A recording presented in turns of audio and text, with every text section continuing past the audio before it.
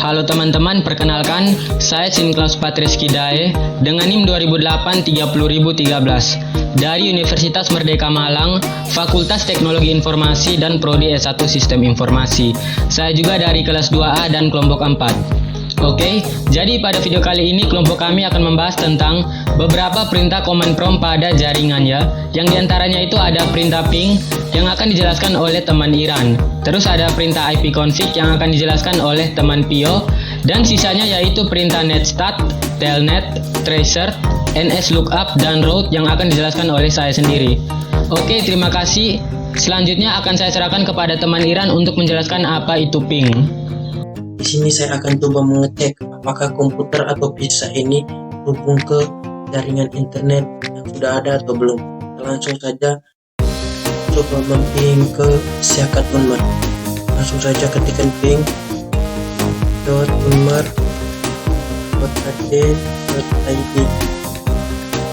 Oke teman-teman, kalau ada tulisan begini itu reply from sekian byte sekian, time sekian, detail sekian. Berarti kesimpulannya laptop atau PC saya ini sudah terhubung ke internet yang ada. Untuk lebih meyakinkan lagi, saya coba ping dengan Google. Kita langsung saja ketikkan ping spasi www.google.com. Oke teman-teman, sama saja hasil. Nah, selanjutnya saya akan mencoba menjelaskan beberapa parameter tambahan yang biasa sering digunakan pada saat ping dalam Windows. Pertama itu +N di akhir ping yang kita mau pingkan, terus strip T, terus strip L. Nah, pertama itu strip N. Nah, strip N di sini yaitu ping remote host sebanyak berapa kali begitu di akhir apa yang kita mau pingkan. Kita langsung cari saja ya ke praktikumnya. Misalnya ping sama Siakat Unmer, siakat.unmer.ac.id, terus spasi strip N 5 enter. Nah, yang saya maksudkan tadi teman-teman begini, kan standarnya itu mengirim data itu urutan ke bawahnya itu cuma 4 standarnya ya. Nah, di sini karena ada tambahan N di belakangnya 105, itu juga muncul secara otomatis. Di sini itu mengirim datanya ada 5. Jadi fungsi N di sini N plus itu ping remote host sebanyak berapa kali sesuai yang kita user min. Selanjutnya yaitu ft. Kita langsung saja ping siakat.unmer.ac.id enter. Nah, enter di sini yaitu fungsinya itu ping remote host terus menerus sampai ada perintah stop dari host. Di sini untuk perintah stopnya itu dengan cara Ctrl T ya teman-teman.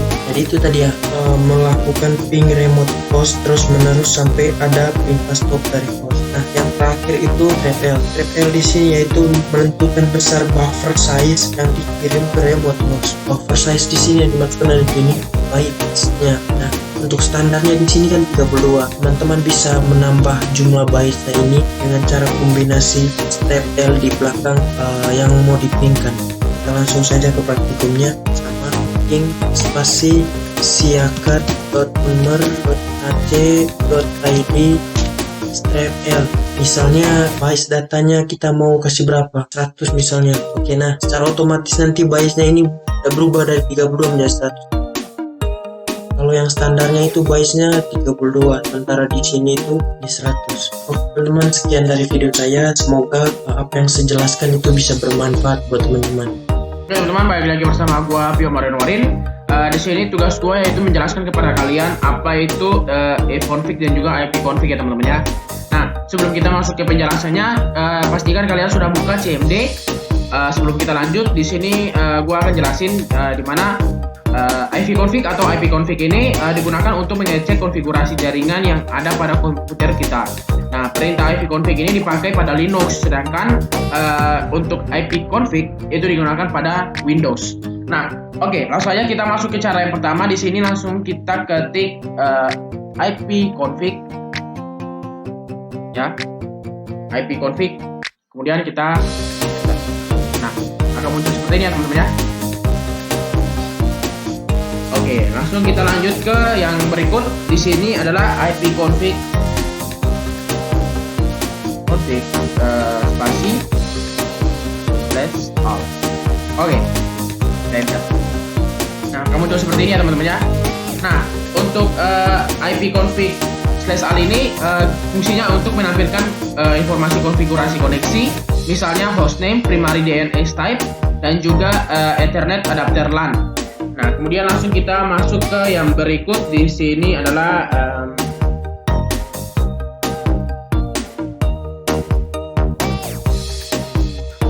ipconfig/plus DNS. Ya, langsung saja kita ketik di sini ipconfig spasi /plus DNS. Nah, jangan sampai salah ya teman-teman ya. Oke, setelah seperti ini langsung aja kita enter. Nah, akan muncul seperti ini. Nah, di sini fungsinya yaitu menghapus DNS cache ya teman-teman ya. Oke, langsung aja kita masuk ke yang berikut. Di sini ipconfig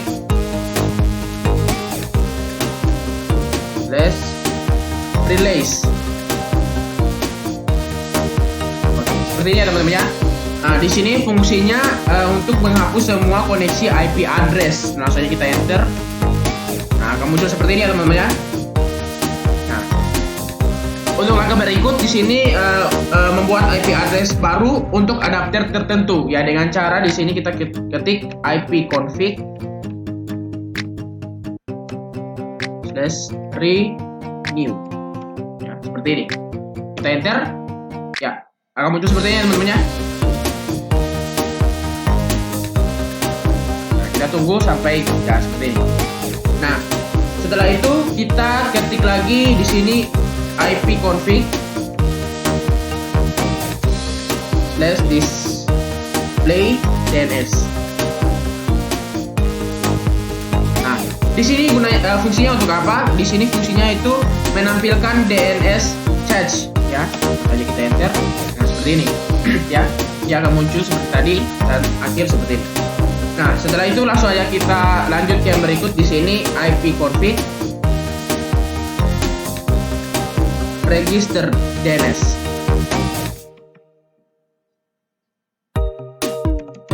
Ya, seperti ini ya teman-teman ya. Pastikan jangan sampai salah ya. Register ya. Kita enter. Ya, akan muncul seperti ini. Nah, langsung aja kita masuk ke yang berikut. Di sini adalah sebelum kita lanjut, di sini fungsinya yaitu untuk melakukan refresh DNS dan meregister kembali koneksi DNS ya teman-teman ya. Oke, langsung aja kita lanjut ke yang berikut. Di sini adalah ipconfig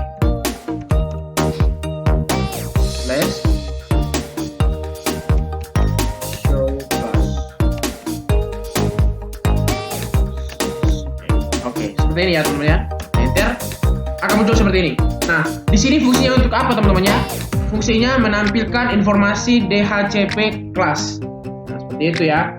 Ya, langsung aja kita lanjut yang berikut. Di sini ipconfig spasi set spasi seperti ini.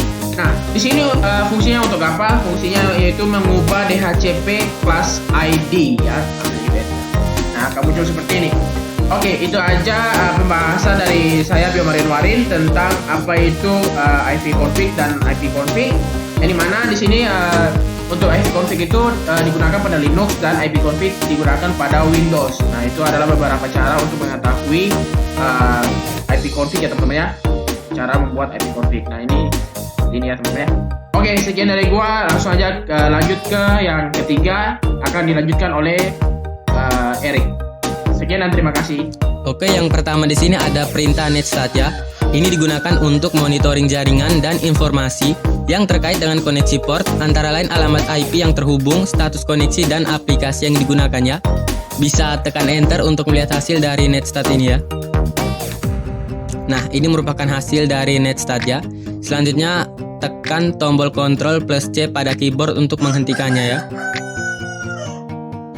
Nah, setelah itu ketikan CLS untuk membersihkan layar command prompt. Oke. Selanjutnya di sini ada perintah netstat spasi -a ya. Ini digunakan untuk menampilkan seluruh koneksi dan port yang digunakan. Bisa tekan enter untuk melihat hasilnya. Nah, seperti biasa untuk menghentikannya tekan Ctrl C pada keyboard. setelah itu ketikkan CLS lalu enter untuk membersihkan layar command prompt. Nah, selanjutnya di sini ada perintah netstat spasi strep E ya. Ini digunakan untuk menampilkan statistik jumlah data yang diterima atau dikirim oleh Ethernet atau NIC yang aktif. Bisa kita tekan enter untuk melihat hasilnya. Nah, ini merupakan hasil dari perintah netstat spasi strep E ya.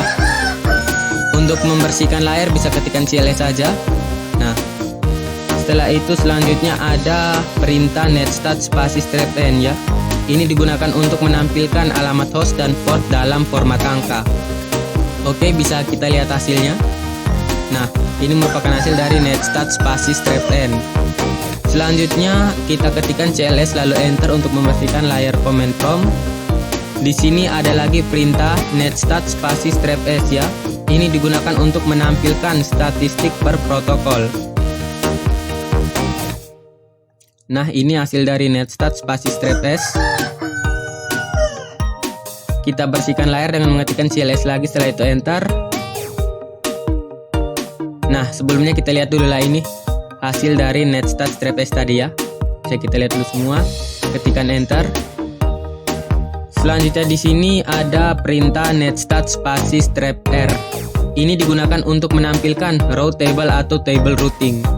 Bisa tekan enter untuk melihat hasilnya. Nah, ini merupakan hasil dari perintah netstat spasi strep R ya. Akan saya bersihkan layar lagi. Selanjutnya di sini ada perintah netstat spasi strep T ya. Ini digunakan untuk menampilkan kembali statistik yang telah dipilih ya. Bisa tekan enter untuk melihat hasilnya. Selanjutnya tekan Ctrl Z pada keyboard untuk menghentikannya ya. Oke, ketikkan CLS lalu enter untuk membersihkan layar.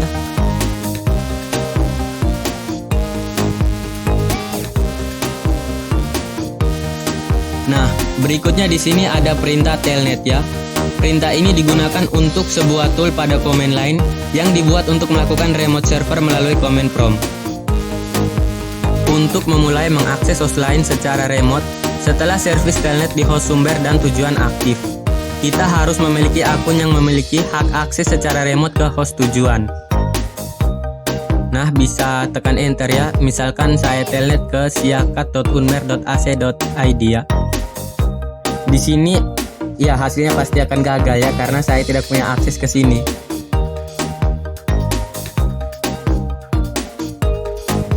Oke, berikutnya di sini ada perintah tracer ya. Tracer ini adalah perintah untuk melihat jalan mana yang dilalui oleh suatu paket data dalam jaringan. Rute yang ditampilkan adalah daftar interface router yang paling dekat dengan host yang terdapat pada jalur antara host dan tujuan.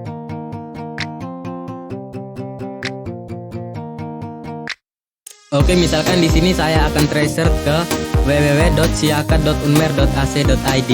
Nah, ini merupakan hasil dari tracing ke www.siakat.unmer.ac.id. Bisa tekan Ctrl C untuk menghentikannya, lalu ketikkan CLS untuk membersihkan layar command prompt. Selanjutnya di sini akan ada perintah nslookup ya.